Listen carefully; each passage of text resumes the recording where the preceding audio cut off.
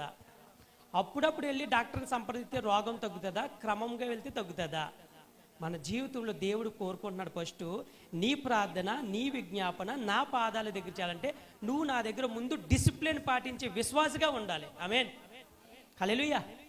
క్రమముగా కోరుకుంటున్నాడంట. కారణం ఏంటో తెలిసి ప్రియుడా, దావీదు జీవితంలో దినమునకు ఎన్నిసార్లు? 7 మార్లు అంట. హల్లెలూయా. దానియేలు దినమునకు ఎన్నిసార్లు ప్రార్థన చేశాడంట? క్రమము చూస్తున్నాం. హల్లెలూయా. వాళ్ళ జీవితాలు ఏం చూస్తున్నాం ప్రియులరా? క్రమము. యేసుక్రీస్తు జీవితంలో క్రమాన్ని చూస్తాం. ఆయన అలవాటుగా ఒలీవ కొండ దగ్గరికి వెళ్ళి గెత్సేమనే తోటలో ప్రార్థన చేశాడంట. హల్లెలూయా. దానియేలు యథావిధిగా యెరూషలేము యొక్క గుమ్మము వైపు తలుపు తీసి ప్రార్థన చేశాడు. క్రమము. హల్లెలూయా. మన జీవితంలో వర్ధిల్లాలనుకుంటున్నామా? దీవించబడాలనుకుంటున్నామా?